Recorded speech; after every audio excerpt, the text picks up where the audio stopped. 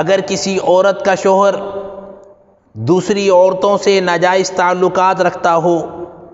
یا گھر میں حرام کی کمائی لاتا ہو اور وہ عورت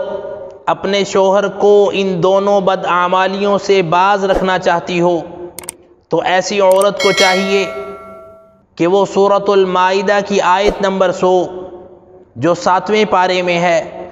قُلْ لَا يَسْتَوِي الْخَبِيثُ وَالطَّيِّبُ وَلَوْ أَعْجَبَكَ كَثْرَةُ الْخَبِيثِ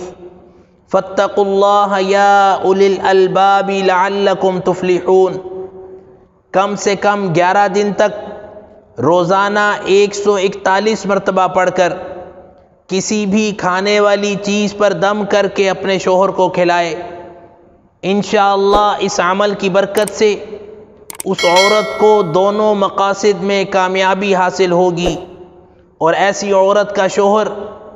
دوسری عورتوں سے ناجائز تعلقات سے باز آ جائے گا، اور انشاءاللہ گھر میں حلال کی کمائی لانے لگے گا۔